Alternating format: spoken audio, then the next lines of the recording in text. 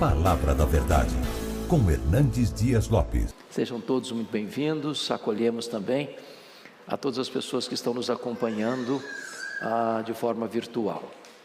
Hoje nós vamos tratar do Salmo 112. Peço que você abra a sua Bíblia neste Salmo, Salmo 112.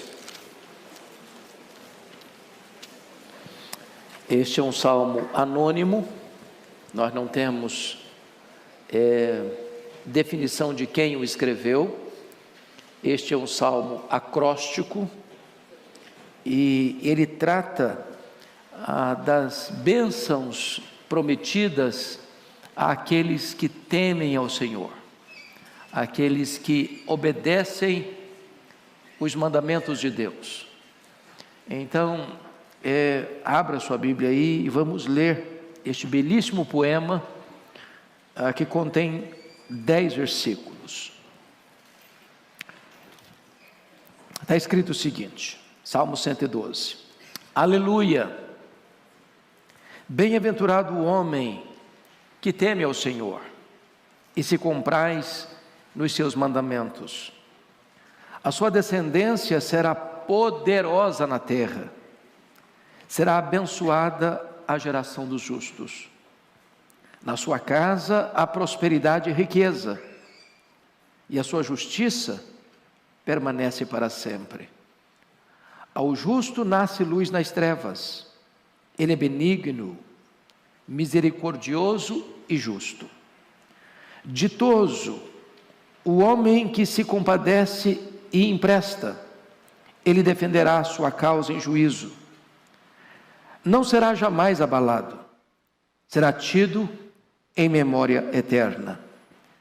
Não se atemoriza de más notícias, o seu coração é firme, confiante no Senhor. O seu coração, bem firmado, não teme, até ver cumprido nos seus adversários o seu desejo. Distribui, dá aos pobres, a sua justiça permanece para sempre, e o seu poder se exaltará em glória. O perverso vê isso e se enraivece, range os dentes e se consome. O desejo dos perversos perecerá. Bom, vocês bem sabem que o maior livro da Bíblia é o livro de Salmos. Alguém disse com muita razão que Salmos fala a nós e Salmos fala por nós. É o livro dos cânticos, das orações, dos desejos, dos lamentos, das dores, das consolações do povo de Deus. Certamente, Salmos é o livro mais lido da Bíblia, o livro mais utilizado nas liturgias dos cultos, o livro que recorremos nas horas de celebração, o livro que recorremos nas horas das lágrimas. Este livro, vocês bem sabem, foi composto em cerca de 1000 anos. Temos salmos de Moisés, que viveu 1500 anos antes de Cristo, como o Salmo 90, e temos salmos pós-cativeiro babilônico, ocorrido aí no 5º século antes de Cristo, como o Salmo 126. Este livro foi dividido, como vocês também sabem, em 5 livros.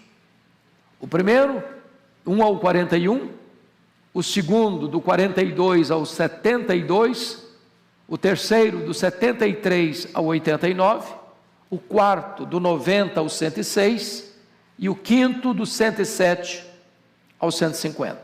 Portanto, este Salmo 112 está no 5º livro do Saltério, e ele vai tratar acerca da vida do justo, e de certa forma um pouco parecido com o Salmo 1, ele vai fazer um contraste entre a vida do justo e a vida do ímpio.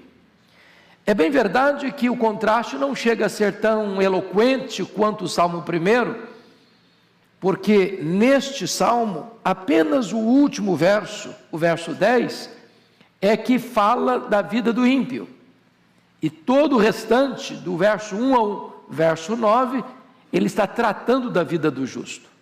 Mas certamente, assim como o justo, no salmo 1, é como uma árvore frondosa, plantada junto à fonte, frutífera, abençoadora, e o ímpio considerado como palha que o vento dispersa, o justo sendo abençoado por Deus, e o ímpio não permanecendo na Assembleia dos Santos, mas enfrentando o juízo divino, aqui ele contrasta o fato do justo ser abençoado por Deus, e o ímpio, vendo essa bênção de Deus sobre o justo, ficando muito raivoso, a ponto de ranger os dentes, se enraivecer e ver o desejo dos perversos perecendo. Então, eu gostaria que nós olhássemos esse texto, tirando aqui então a primeira lição. Primeiramente, vamos ver a felicidade do homem temente a Deus no verso 1.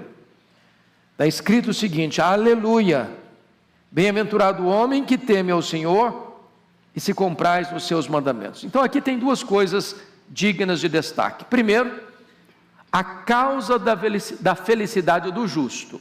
Está escrito, aleluia, bem-aventurado o homem que teme ao Senhor. Esse termo vai retratar para nós que para o justo, o louvor a Deus, a exaltação a Deus, o cântico que brota da alma, a celebração que emana do coração, não é algo pesado, obrigatório, penoso, pesado, como que uma exigência que você cumpre de cara fechada, porque tem que obedecer. Não, a adoração a Deus, o louvor a Deus, a exultação em Deus, essa exclamação, aleluia, louvado seja o nome do Senhor, é algo espontâneo, livre, leve, prazeroso, é o sentido da própria vida. E notem vocês que o texto vai mostrar a causa da felicidade está no temor do Senhor. Bem-aventurado o homem que teme ao Senhor. Agora, o que é temer ao Senhor? Algumas pessoas defendem a interpretação de que temer a Deus é ter medo de Deus. Você tem que ter medo de Deus. E não obstante, devamos ter mesmo medo de Deus, porque somos pequenos e Ele é grande. Somos finitos e Ele é infinito. Somos limitados, Ele é soberano. Somos temporais, Ele é eterno. Somos os réus e Ele é o juiz. Então é preciso temer mesmo. Porém, a palavra temer aqui não tem essa conotação, mas tem a conotação de reverência, de você perceber que Deus é soberano, e você depende dEle, e o propósito da vida é agradar a Ele. Então eu vou ilustrar no plano humano. Qual a postura que é adequada de um filho em relação ao seu pai? É ter medo do pai ou respeitar o pai? Por que um filho não deva fazer coisa errada? Porque tem medo do castigo do pai ou porque quer agradar o pai? Qual é o medo que um filho deve ter? É o medo de ser apanhado com a mão na botija, cometendo o erro, ou evitar o erro porque quer honrar o pai? Bom, eu acho que ficou clara a resposta. Então, temer a Deus no sentido de que eu tenho medo de Deus me dar uma bordoada quando eu errar. Porque essa postura é egoísta, eu estou pensando em mim. Mas se minha postura é de reverência, é de respeito, é de honra, eu vou evitar o erro, eu vou fugir do erro, porque eu quero honrar o meu pai, eu não quero frustrar o meu pai, eu não quero entristecer o meu pai, eu quero honrar o meu pai. E essa é a essência desta verdade. Felizes ou bem-aventurado é o homem que teme ao Senhor. Essa é a causa, então, dessa felicidade. Na medida que você, por temor ao Senhor, foge daquilo que é errado, você é feliz. Agora, Qual é a evidência dessa felicidade? Está aí no versículo 1, parte B. A evidência é que você se compraz nos seus mandamentos. Os mandamentos de Deus, diz a Bíblia, não são penosos, mas são deleite. Então você não obedece porque você está debaixo de uma camisa de força. Você não obedece como alguém que está obrigado com a espada na barriga para obedecer. Você obedece porque você se deleita, você tem prazer, você tem alegria. Esta obediência é espontânea. Por você entender que na palavra de Deus tem uma fonte de vida, tem um mapa que aponta o caminho da bem-aventurança eterna. Nas palavras do Salmo 119, versículo 10, esta palavra, os mandamentos de Deus, é melhor do que muito ouro depurado, mais doce do que o mel e o destilar dos favos. Esta palavra você aguarda no coração, como o Salmo 119 diz, de que maneira poderá o jovem guardar puro o seu coração? Observando, segundo a tua palavra. E ele diz ainda mais, no versículo 11, guardo no coração a tua palavra, para não pecar contra ti. Você guarda a melhor coisa, a palavra, no melhor lugar, o coração, com o melhor propósito, para não pecar contra Deus. Então, na medida que você teme a Deus, a evidência disso, de que você teme a Deus, é que você tem prazer e deleite na palavra de Deus. Meus irmãos, aqui nós temos um mapa que aponta para um tesouro inesgotável. É lamentável que, tendo um tesouro tão rico, tendo uma fonte tão inesgotável de deleite e prazer, muitos crentes ainda negligenciam o estudo e o exame da palavra de Deus. Eu recomendo a você a retomar a leitura da Bíblia. Nós estamos no final de um ano, às portas de um novo ano. Quem sabe você renova o seu compromisso. Deus, eu quero, no mínimo, ler a minha Bíblia no ano próximo, toda a Bíblia, no ano, no mínimo. E eu posso lhe garantir uma coisa: na medida que você for estudando a Bíblia e examinando a Bíblia, estudando a Bíblia, uma fonte de alegria vai surgindo na sua vida, horizontes novos vão se abrindo diante dos seus pés, porque é um deleite, é um prazer estudar a palavra de Deus. Bom, segundo ponto que esse texto vai mostrar para nós, são as bênçãos especiais do homem que teme a Deus, do homem bem-aventurado. E aqui o salmista, nós não sabemos que salmista, que compositor compôs esse poema, ele vai elencar 7 bênçãos especiais daquele que teme a Deus. Então vamos ver. Primeira bênção, olha aí o versículo 2: a sua descendência será poderosa na terra, será abençoada a geração dos justos. Olha que coisa fantástica, é você, por temer a Deus e guardar os seus mandamentos, obedecer os seus mandamentos. A primeira promessa tem a ver com seus filhos, com a sua geração, com a sua descendência.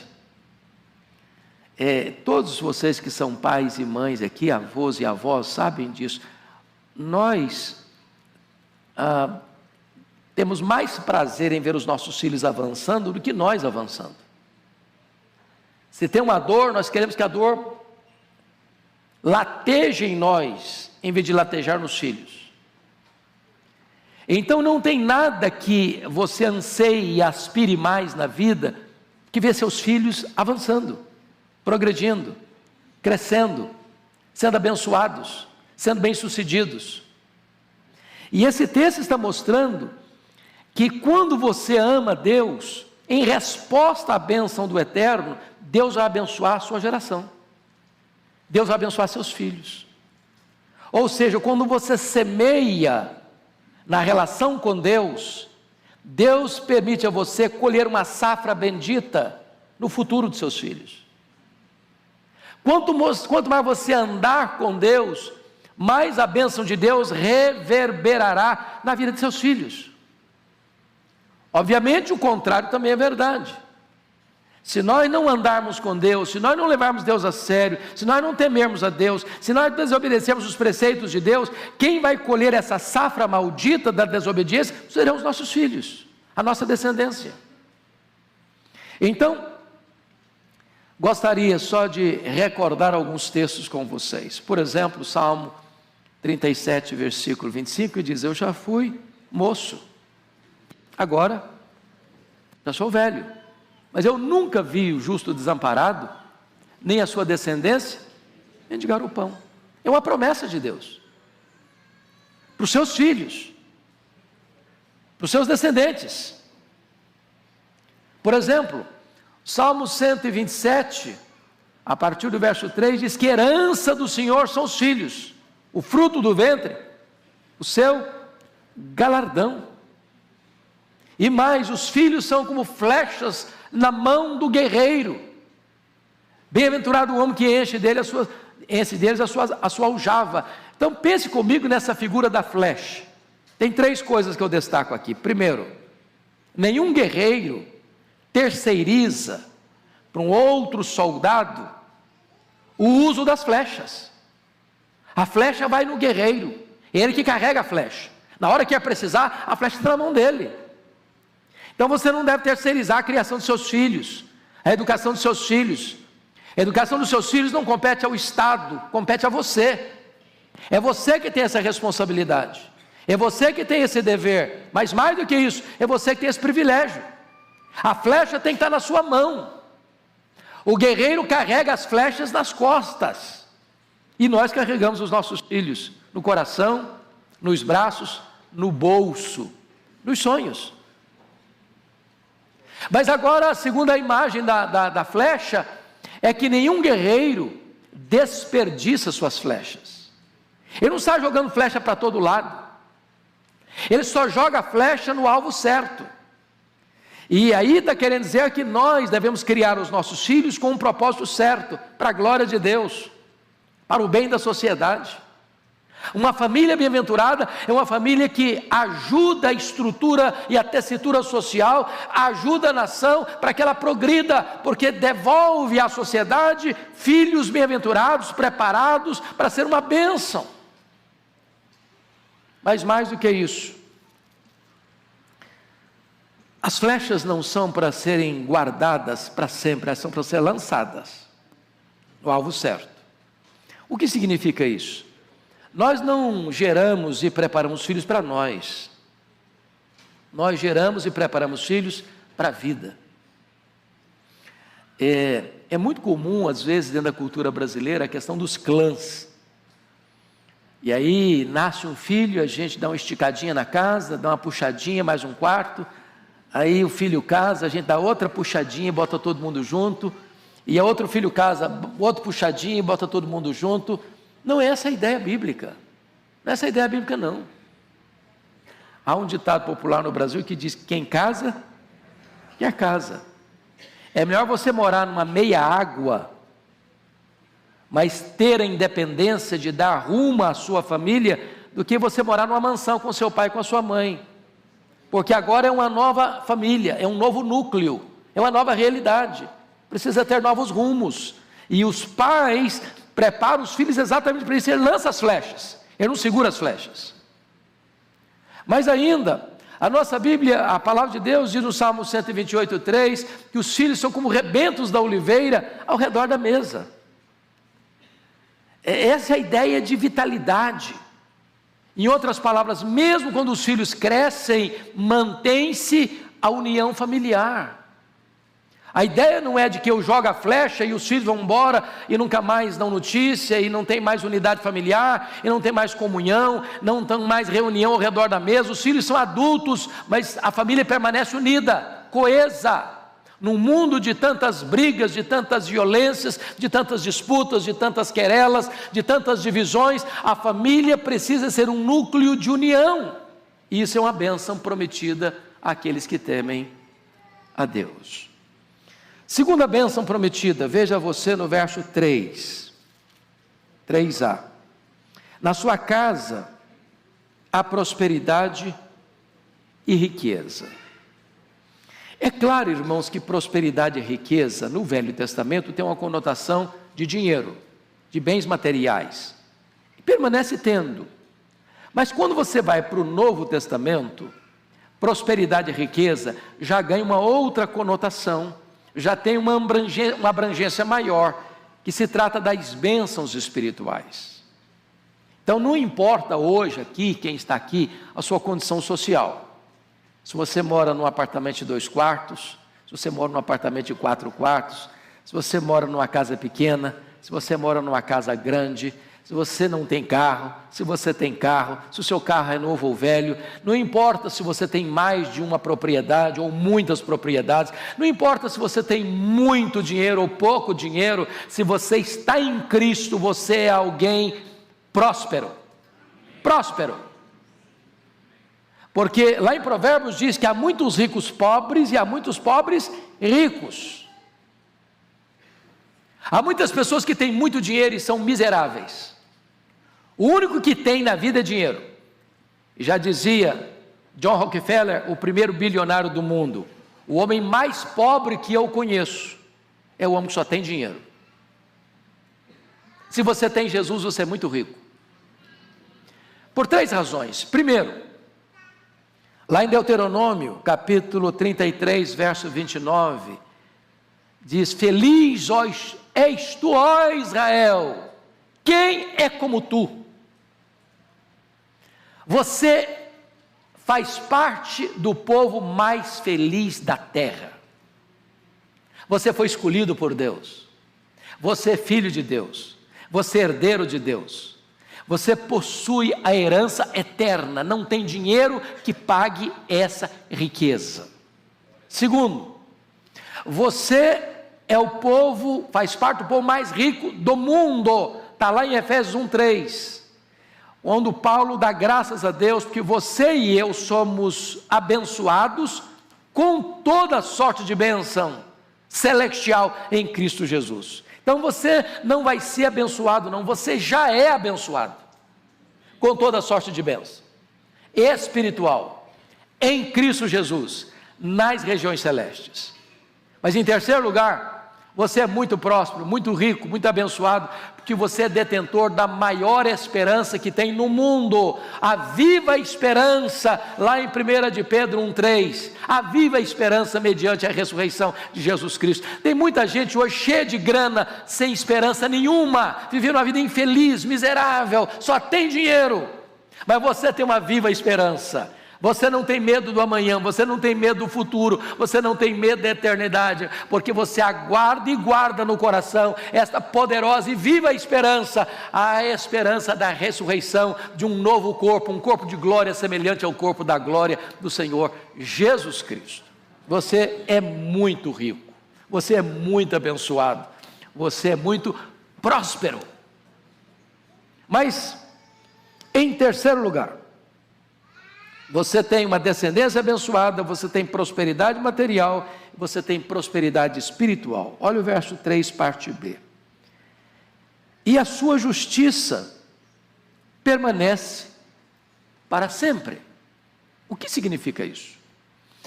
Aqui o salmista já antecipa a gloriosa verdade tão bem exposta e tão claramente exposta no Novo Testamento, que é a doutrina da justificação. É claro que essa justiça que está escrita aqui, e a sua justiça permanece para sempre, não é a sua justiça, porque a Bíblia diz que não há nenhum homem justo, nenhum sequer. Então a justiça que temos e que permanece para sempre, não é a justiça própria, é a justiça do justo imputada a você e a mim, que somos injustos. Porque a grande verdade da doutrina da justificação, irmãos, é que Deus não justifica o justo. Deus justifica o injusto. Mas será que é justo justificar o injusto? Na verdade, o que a Bíblia ensina é que, embora eu sendo injusto, quando eu creio naquele que é justo, a justiça do justo é atribuída a mim que sou injusto, e eu então sou declarado justo diante do justo tribunal de Deus. Me permita explicar isso melhor. Quando Paulo escreveu a sua segunda carta aos Coríntios, capítulo 5, a partir do verso 18 até o verso 21, ele vai dizer que houve nesse processo, e para entrar com o ato da justificação, 3 coisas. Primeiro, Deus não imputou aos homens as suas transgressões. A palavra imputar vem da palavra portuguesa imputação. O que é imputação? É você colocar na conta de Deus, para justificar você, não colocou na sua conta a sua dívida, o seu pecado, a sua transgressão. Porque se Deus fosse colocar na minha conta a minha dívida é impagável. Jesus ilustrou isso com a parábola do credor incompassivo. E ele fala lá de uma dívida de um homem de 10.000 talentos.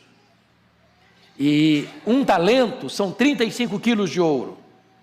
10.000 talentos são 350.000 quilos de ouro. Na época que o salário de um trabalhador era 1 denário por dia, para um homem ganhando 1 denário por dia, ajuntar 10.000 talentos, ele teria que trabalhar 150.000 anos. Ou seja, é um valor impossível, é uma dívida impagável. Essa é a dívida que você tem com Deus, impagável. O que Deus fez para justificar você? Primeira coisa que Deus fez, Deus não colocou na sua conta a sua dívida. Mas colocou na conta de quem? A Bíblia diz que aquele que não conheceu o pecado, Deus o fez pecado por nós. E diz a Bíblia que Deus lançou sobre o seu Filho na cruz a iniquidade de todos nós. Ele foi feito pecado por nós.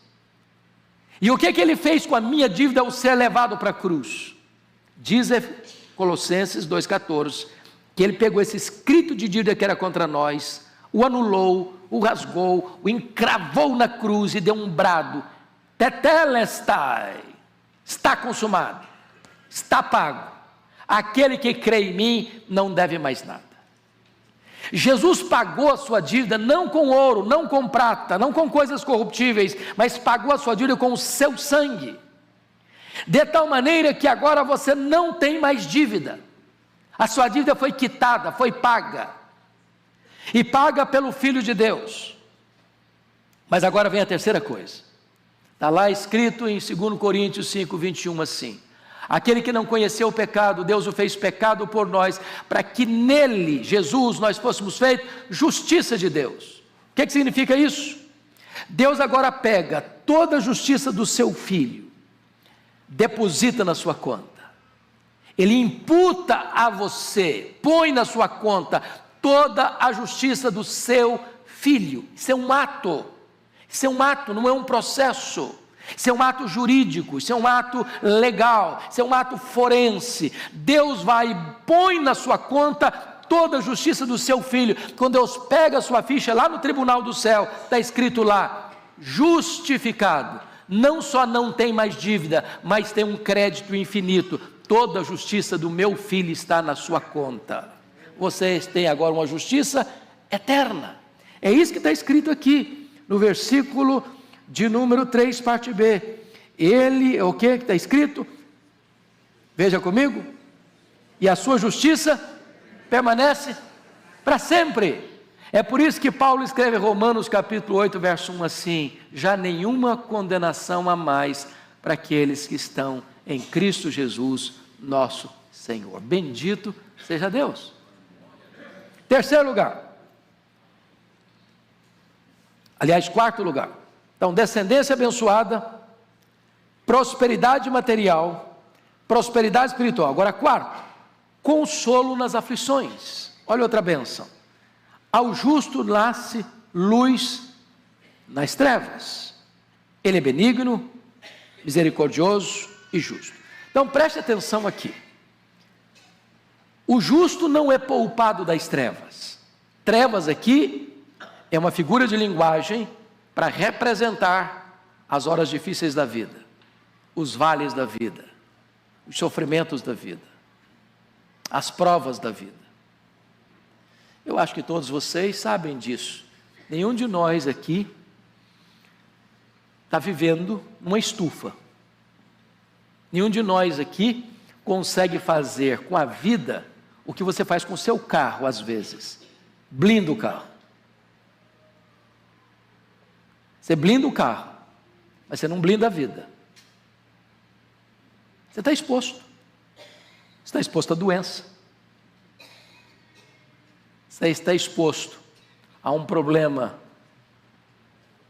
circunstancial, como a pandemia. Crente morreu de Covid, igual o ateu morreu de Covid. Você está exposto numa situação de catástrofe natural, de um tremor de terra, de um terremoto, de um maremoto, de um tsunami, de uma tempestade, do mesmo jeito que o seu vizinho que não crê em Deus. Você enfrenta as mesmas circunstâncias que outras pessoas que não têm temor de Deus enfrentam. Agora, o que esse texto está prometendo para nós? Recorre aí, ao justo nasce luz nas trevas. Em outras palavras, primeira coisa que Deus dá para você é discernimento no meio da confusão. Porque, irmãos, uma coisa é você passar por uma tribulação e dizer, meu Deus, eu estou perdido, estou entendendo nada. Outra coisa é você passar por uma prova e você ter discernimento espiritual, para saber qual é a pedagogia de Deus. Então vamos lidar com a Bíblia. Lá em Tiago 1:2 diz, meus irmãos, tende por motivo de toda alegria o passardes por várias provações, sabendo que a provação da vossa fé, uma vez confirmado, produz perseverança. Ora, se você não tem discernimento, quando chega a prova, qual é a sua reação?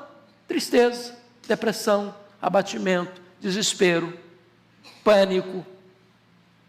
Mas se você tem discernimento, você diz, meu Deus, tu tens um propósito, isso tem uma finalidade, isso não é por acaso, nós não cremos em sorte, nós não cremos em azar, nós não cremos em determinismo, nós não cremos em feitiço, nós cremos que Deus, sendo soberano, Ele jamais permite que você seja atingido sem que Ele saiba, sem que Ele permita, sem que Ele tenha um propósito.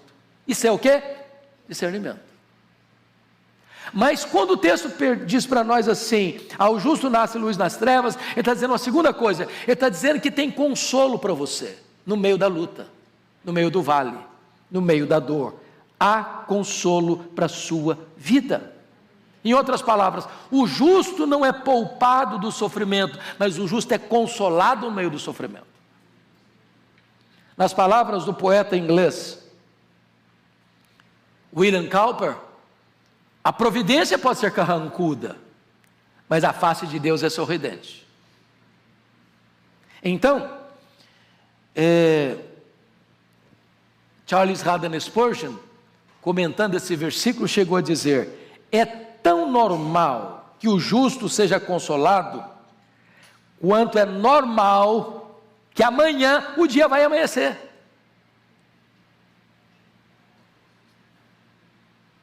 Quando escurece, a noite chega, o que você tem certeza que vai acontecer? É que o novo dia vai fazer o quê? Vai amanhecer. Você não acredita que a noite vai ser permanente. Você não acredita que o outro dia não vai surgir. A noite está escura, mas o sol vai voltar a nascer. A luz vai surgir no pico dos montes.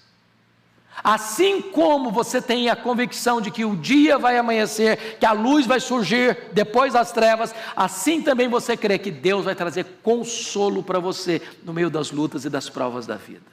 Louvado seja o Senhor. Mas me permita agora a quinta bênção prometida.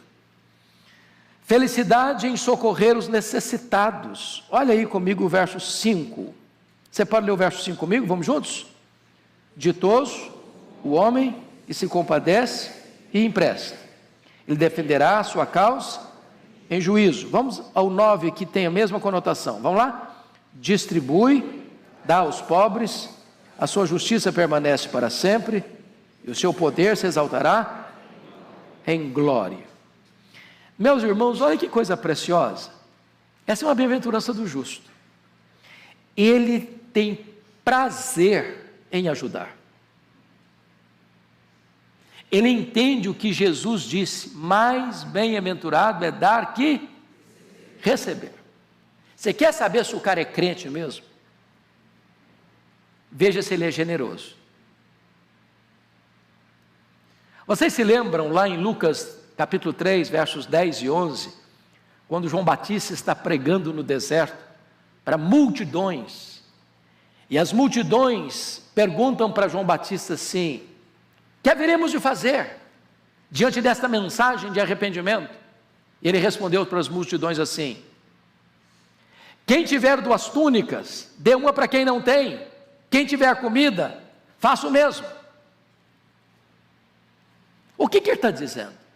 Você quer saber se o cara é crente mesmo? Veja se ele é generoso. Meus irmãos, não combina crente mão de vaca, pão duro, suvina, avarento. Não combina. Crente tem coração aberto, crente tem bolso aberto, crente tem mãos abertas, crente tem a casa aberta, crente é generoso. Generoso.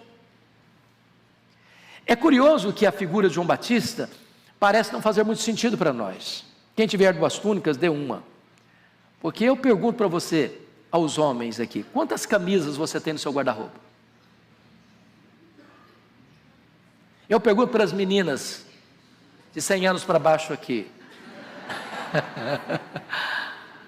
Quantas blusas, quantos vestidos você tem no seu guarda-roupa?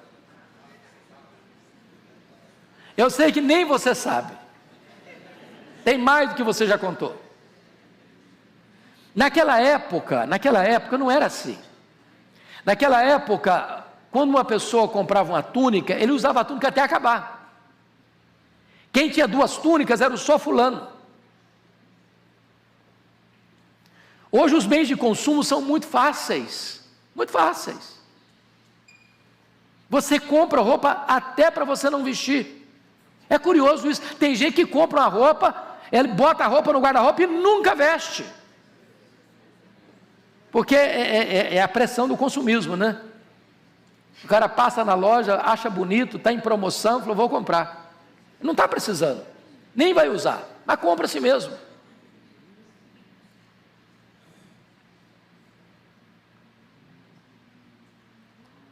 Talvez você tenha coisas na sua casa que está sobrando e o outro está precisando.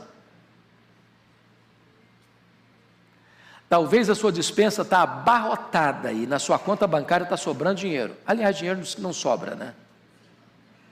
Mas você podia usar para abençoar uma pessoa. Então esse texto está nos mostrando que feliz não é o homem que toma emprestado, feliz é o homem que empresta. Mas mais do que isso, feliz é o homem que se compadece, porque você só empresta quando você se compadece. Primeiro você se compadece, depois você socorre, depois você ajuda.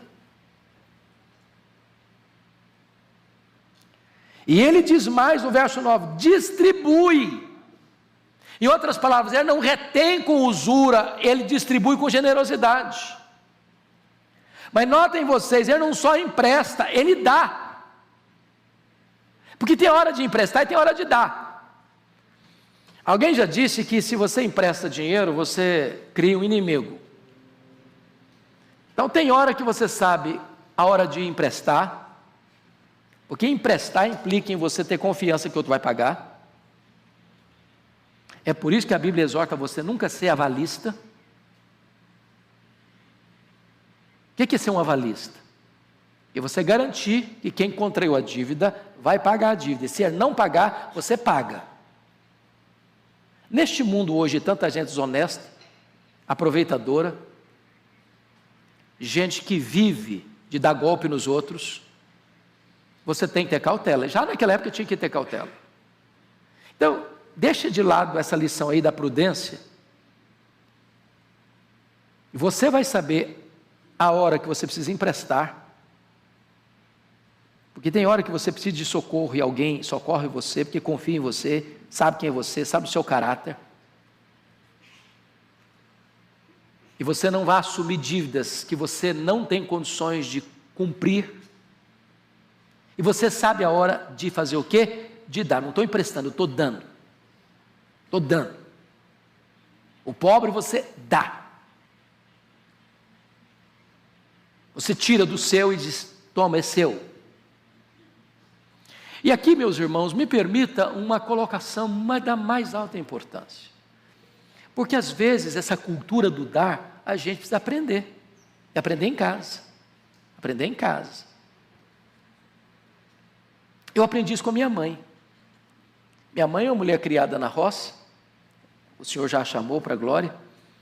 E sempre me impressionou isso. Ela ia fazer as compras da casa, se fazia uma compra do ano, ela comprava 5, 6, até 10 vezes mais do que ela precisava. Eu falei, mãe, para que isso? Não, porque eu tenho um compromisso de abençoar outras pessoas. Então, quando você tem o hábito e a cultura e o entendimento bíblico de que você é feliz quando você dá, distribui, aquilo abençoa a sua vida mais do que abençoa a pessoa que recebe, Deus vai abençoando a sua vida. Então, eu quero fazer um desafio a você, porque a Bíblia, ela é um livro não só para você guardar na sua cabeça, para você praticar. Se você só guarda conceitos na sua cabeça e nunca pratica, você não é abençoado não. Aliás, você aumenta a sua responsabilidade e aumenta o juízo também, que Deus vai cobrar mais de você. Então nós estamos chegando ao final do ano, Natal está chegando aí, eu queria fazer um desafio para você hoje, para todos nós aqui, de você pensar em alguém que você conhece, talvez uma pessoa que trabalha na sua casa, talvez um parente seu, talvez um vizinho seu, para neste final de ano, você dar uma oferta especial. Mas não é dar oferta especial no sentido de dar uma barganha, fazer uma barganha não. Falou, Deus, eu vou dar 10, porque eu quero receber 100. Aí você está sendo um financista. Você está fazendo um jogo econômico. Mas faça esse propósito. E não é só porque está chegando no final do ano, não. Faça um compromisso de ser um abençoador.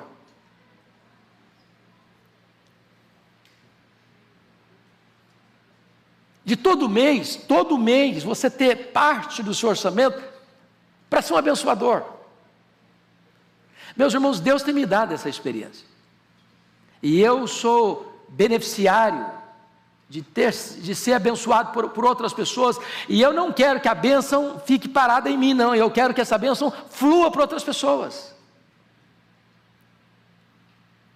Porque quando você tem essa experiência de você emprestar e dar, sabe o que a Bíblia promete? E esse texto é citado por Paulo, lá em 2 Coríntios 9, versículo 9. Sabe o que Deus vai fazer com você? Deus vai multiplicar a sua sementeira. E você vai ser sempre mais para dar. E quem abençoa é Deus.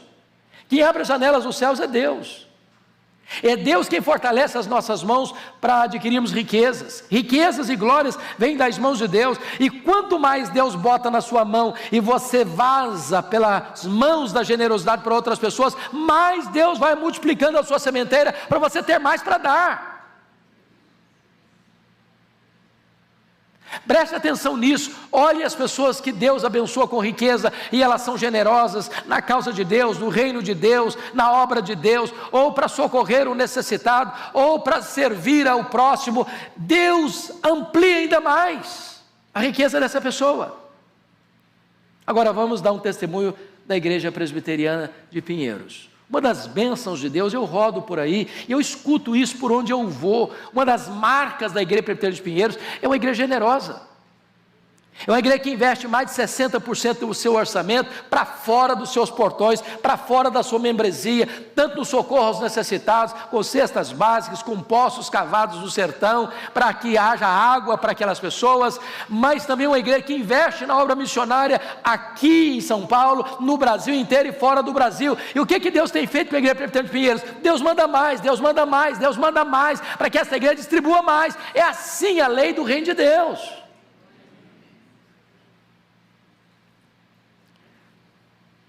A Bíblia diz assim: aquele que retém mais do que é justo, isto é pura perda, mas a alma generosa prosperará. O resultado disso, está escrito aí, Deus defenderá a sua causa em juízo, a sua justiça permanece para sempre, e o seu poder será exaltado em glória. A promessa de Deus para o generoso. Sexta bênção prometida. Veja você aí, versículo 6. Não será jamais abalado, será tido em memória eterna. Duas coisas aqui que eu chamo a atenção. Primeiro, o justo tem estabilidade na adversidade. Não será jamais abalado. Isso não significa que ele nunca vai ter prova. Já olhamos isso. Mas a prova chega e ele vai ser o quê? Fortalecido. Para mim, um exemplo clássico disso aqui é Jó. Sabe o que a Bíblia fala de Jó? Que ele era os olhos do cego, as pernas do aleijado e o auxílio das viúvas, carentes, necessitadas. Em outras palavras, Jó era o quê? Um homem generoso. Ele foi poupado de provas? Não. Ele foi provado e provado duramente. Todas as pessoas ao redor dele se desestabilizaram. Ele manteve-se firme. É promessa de Deus. Deus vai segurar você. Deus vai fortalecer você. A tempestade chega, a crise chega, a dor chega, a enfermidade chega, o problema da família chega e você vai permanecer firme, inabalável. Louvado seja o Senhor. Não é porque você é forte não, é Deus quem fortalece você. E aí, o versículo prossegue, no verso 6, na parte B, diz: será tido em memória eterna, mesmo depois que você partir. A sua memória, a sua história, o seu legado, o seu exemplo, vai continuar inspirando e motivando outras pessoas. Me permita um exemplo contrastante. Pensa comigo em Barnabé, pense comigo em Ananias e Safira. Ambos são lembrados hoje. De que maneira que Barnabé é lembrado? Como um homem generoso. Um que pega uma propriedade, vende a propriedade, entrega o valor aos pés dos apóstolos. Olha, tem muita gente necessitada. A fome mundial estava lá, profetizada no período do imperador Cláudio, 31 a 54, depois de Cristo. E ele dizia: eu quero que parte dos bens que Deus me deu seja usado para ajudar as pessoas necessitadas nesse tempo de fome mundial. Então, até hoje, quando você fala de Barnabé, você tem a memória dele como um homem que foi generoso. Aí você tem um outro exemplo, Ananias e Safira, diz: vamos fazer também. Eu vou vender também uma propriedade e vou ajudar os pobres. Qual era a intenção dele? Se autopromover. Qual a atitude dele? Esconder parte do valor. Ele não queria a glória de Deus, ele não buscava atender a necessidade das pessoas, ele queria usar a mesma forma de forma hipócrita, mentirosa, traiçoeira, para se autopromover. Até hoje, quando você fala de Ananias e Safira, você lembra de quê? De gente hipócrita, de gente mentirosa, de gente que se quis promover, gente que usou os recursos não para abençoar prioritariamente, mas para se autoelevar. E aí, a história dele é maculada por essa postura. Mas, vamos agora à última lição do texto. A última lição do texto. Confiança inabalável. Olha os versos 7 e 8. Você pode ler comigo? Vamos lá? Vamos juntos? Não se atemorizará de más notícias. Seu coração é firme, confiante no Senhor. Seu coração, bem firmado, não teme, até ver cumprido nos seus adversários o seu desejo. O que esse texto quer dizer para nós, irmãos? Seu coração, não, versículo 7, não se atemorizará de más notícias. Seu coração é firme, confiante no Senhor.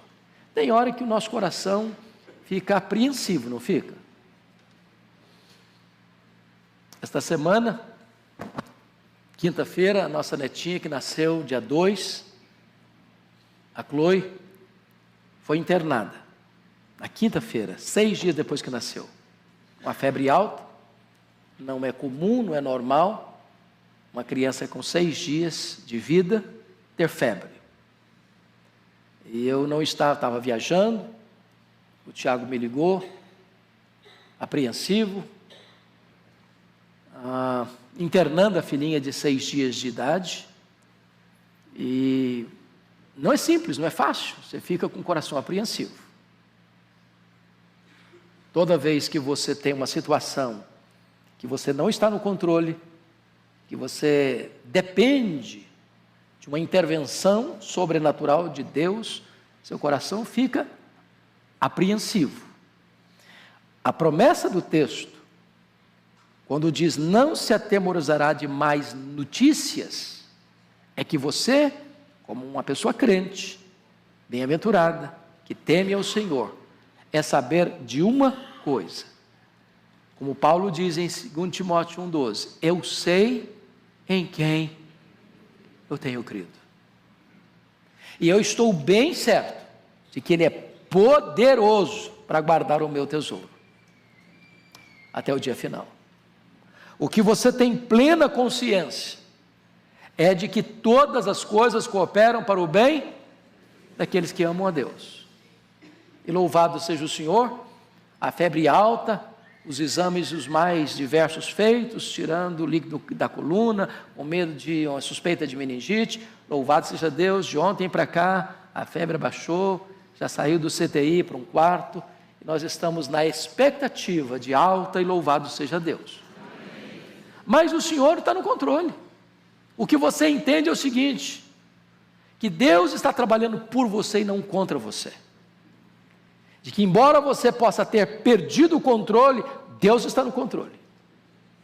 E a sua vida não está solta ao léu, jogada de um lado para o outro, ao sabor das circunstâncias. A sua vida está nas mãos daquele que tem as rédeas da história nas mãos e tem todo o poder nos céus e na terra. Meus amados irmãos, e eu quero concluir essa exposição dizendo para você o fato de estar escrito aqui, você não se atemoriza de mais notícias, é a convicção de que agora a situação pode estar desesperadora, e você não está entendendo, mas você sabe de uma coisa, Deus é poderoso para num momento, virar o placar do jogo, alterar a circunstância. Conforme está escrito no Salmo 84, Deus, Ele transforma o deserto árido num manancial. Deus não só muda o sentimento do seu coração, de paz no vale, mas Ele muda o vale num manancial. Ele muda a circunstância. Então, você pode ter segurança de 3 coisas. Primeiro, O seu passado está debaixo do sangue, o sangue do Cordeiro. O seu presente está debaixo da generosa providência de Deus. E o seu futuro está debaixo das promessas gloriosas de Deus. Então você não precisa ter medo. Seu coração não precisa atemorizar. Fechando a exposição, vamos para o último verso, que ele contrasta a vida do justo, do homem que teme a Deus, com o perverso. Leia comigo em voz alta o verso 10. O perverso vê isso e se enraivece, range os dentes e se consome. O desejo dos perversos perecerá. Então aqui tem um contraste entre o justo e o perverso. O perverso, ele não tem prazer em ver você bem-sucedido na vida. Ele olha para você e não agradece a Deus porque você é abençoado. Ao contrário, ele olha para você, ele vê isso o quê? Vê isso o quê?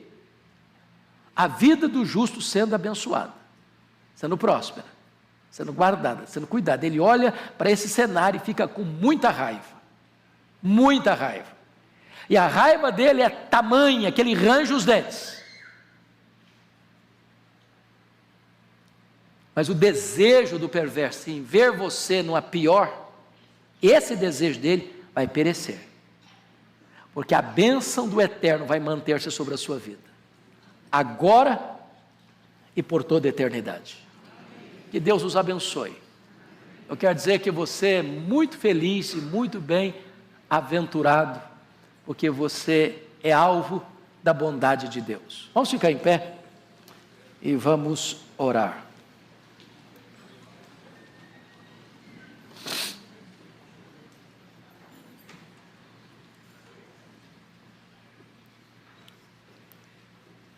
E aí, você se sente bem-aventurado? Você é um abençoado, você é uma abençoada de Deus. Você faz parte do povo mais feliz do mundo, mais rico do mundo e mais cheio de esperança do mundo. Então, levanta a sua cabeça. Pare de murmurar, pare de reclamar.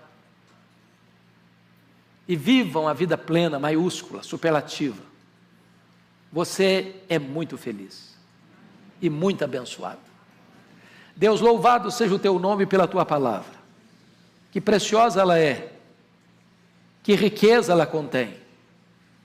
E eu te peço que tu abençoes o teu povo nesta manhã, trazendo-nos à memória, ao coração, essas verdades preciosas, para que elas nos governem, nos conduzam em segurança, diante das lutas da vida, dos vales escuros, das noites mais tenebrosas, sabendo que se a noite é tenebrosa, a garantia que temos é que o sol vai nascer amanhã, e uma luz vai brilhar no nosso caminho. Bendito é o teu nome, Senhor. Nós oramos com ações de graças, em nome de Jesus. Amém.